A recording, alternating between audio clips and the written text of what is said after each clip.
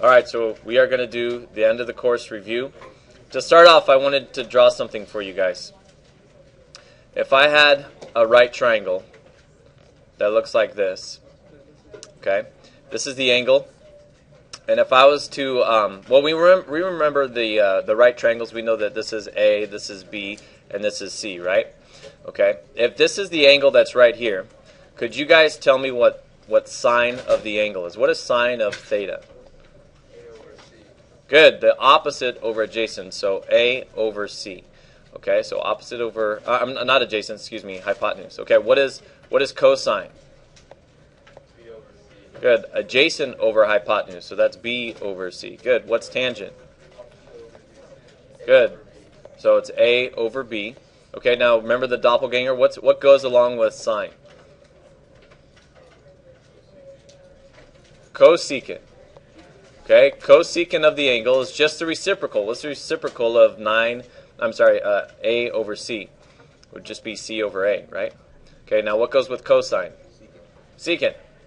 Okay, so, bam. What's the reciprocal of this? C over B. What's the reciprocal of that? That's the cotangent. B over A.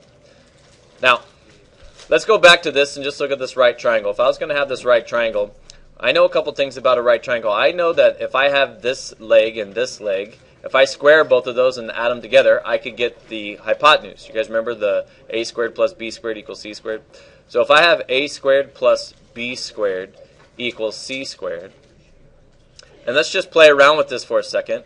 You remember with the hyperbolas and with the conics and stuff, how did I get this side equal to 1? What would I have to do? Like if this was 225, what would I have to do to get it to be 1? Yeah, we'd have to divide it, okay? So then I'm going to take this, I'm going to divide everything by c squared. Now that's going to make that equal to 1. So I have to do that to everything here, c squared. Okay? So this is going to become a 1. Okay? And then with my exponent rules, like if I have 1/2 squared, that means that you have to distribute the 2 to both of those, so that'd be 1 squared divided by 2 squared. So I could work backwards here. So if I have a square on the top and the bottom, I could just pull it out like this. So see how we have a square on the top and the bottom? I could say that that's the same thing as A over C parentheses squared plus, right here, B over C parentheses squared. Okay? Alright, everybody cool with how I got that so far? Not that bad. But hey, I've seen this before, man. This A over C. Where have I seen that somewhere? Oh yeah, right here, right? A over C is sine. Okay, so I could replace that and say that that's the same thing as sine squared theta. Okay, what about B over C? Yeah, that's cosine. Okay, so that's going to be cosine squared theta equals 1. Okay, so looking back at our sheet right here, you guys see how it says sine squared theta plus blah. You guys know what goes right there? Cosine. So these are called trig identities. Okay. Now, by using the same thing that we were just working on, we can come up with the other one. So we're going to take a squared plus b squared equals c squared, and we're just going to choose another term to divide by. Like, why don't we divide everything by b squared? So if I divide this by b squared, we know that that's going to give us 1. And then this will be the a over b squared, right? What's a over b? Good. Tangent. Thank you, TA.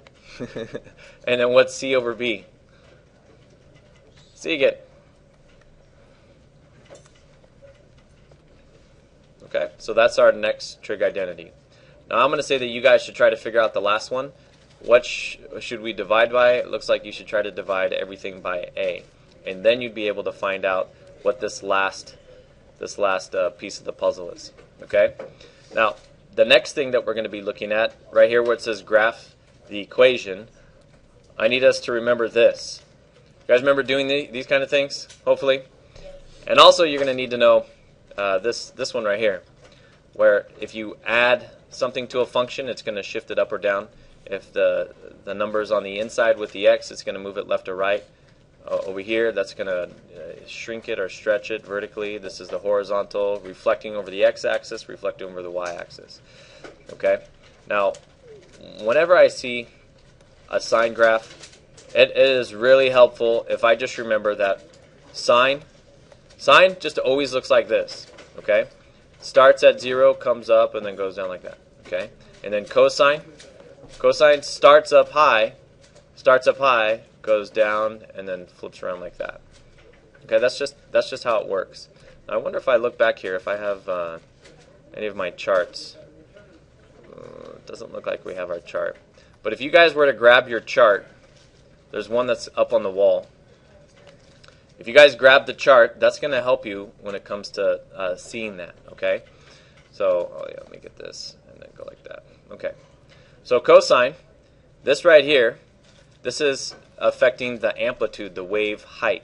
Okay, so that's the A. So that means that this cosine curve is going to go like this, but it's going to be kind of stretched where the amplitude is the height that goes like that. So that's going to be 2.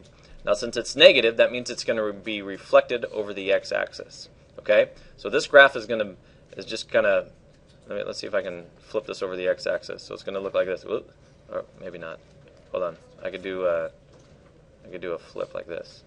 There you go. So it's going to be flipped over the x-axis like that. Okay? But first what I need to do is set up the period. Now the period is going up to 2 pi. So I'm going to go up by 2s and just say, okay, that's there, that's there, that's there, that's there. Now this is going to be 2 pi. Now what's half of 2 pi? Pi. What's half of pi? Good, so that's pi over 2. And then do you guys remember the one that goes in the middle? 3 pi, you're right, but over 2. Okay? So I know I do have a unit circle here. So what values did we just come up with? Can you guys see this? Which values did we just come up with on the unit circle? I see 0 pi and 2 pi. And we also came up with pi over 2. We came up with pi. And we also came up with 3 pi over 2. So we came up with basically like the north, south, east, west. Okay. Now what do you guys notice about the coordinates of these guys? 0, 1, 1, 0, 0, negative 1, negative, right? It's like those are easy numbers to work with. However, if we were to find out these values right here, we'd have all these radicals, and that just sucks.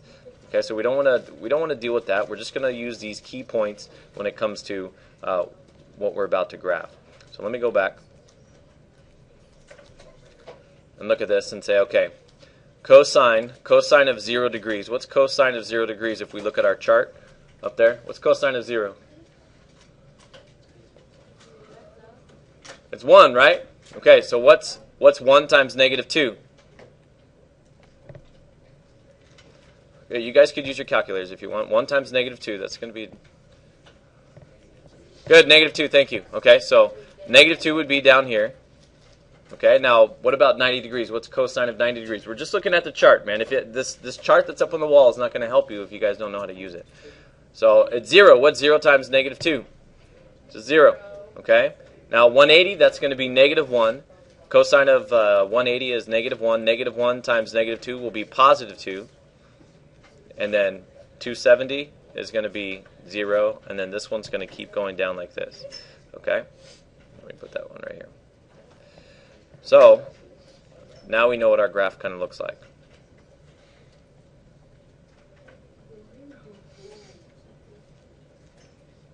Okay?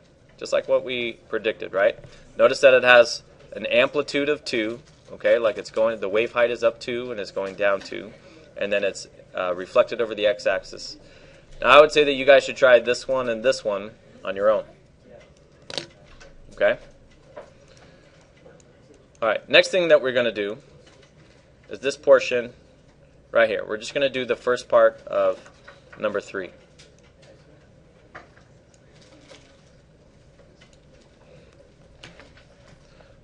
All right, so I'm going to look back at my PowerPoint, and I want this, okay? So we're going to use this to help us out. Now I'll freeze it over on that side, and then go back to this right here.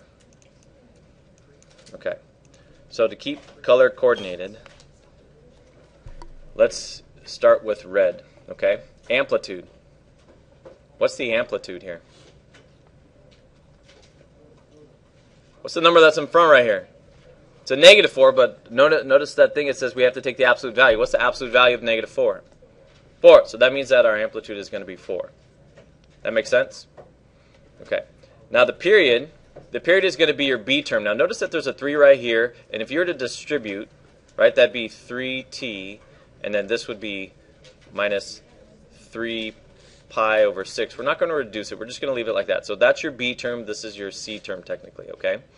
So your B is 3. So to find the period, it's going to be 2 pi divided by your B term, which is 3. Okay? So then I'm going to put a 3 right here. That's the period. Now something to note as well is that sine, cosine, cosecant, and secant are all going to have a 2 pi divided by B period, okay? But then tangent and cotangent, these two are going to have are shorter. They complete the cycle a little bit faster, so it's going to be pi over B, okay? All right, so next, now we're going to do the phase shift. The phase shift,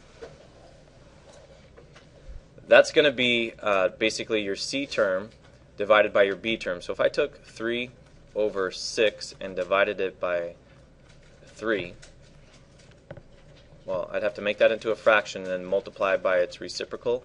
So what would happen with the 3's right here? Yeah, those are going to cancel. I'm going to be left with pi over 6. Okay, so pi over 6, oh, let me get that green. Pi over 6 is the phase shift. Okay, and notice that whenever it's in this form, this is going to be your phase shift, right? We reduced it and we end up getting this. Now, since it's negative, that means it's going to be moving to the right. So it's going to be pi over 6 to the right. Okay? The number that's in here is going to be moving it left to right. Okay, since that's negative, it's going to be moving it to the right. If it was positive, it would be moving it to the left. Okay, then the last thing is going to be the vertical shift. Okay, vertical shift is basically this guy. See that -1? Okay, so -1, that tells us it's going to be moving down. So we'll just say down 1 unit. Okay, and that would be the answer. So I would say you guys should try those other ones, just using that format right there.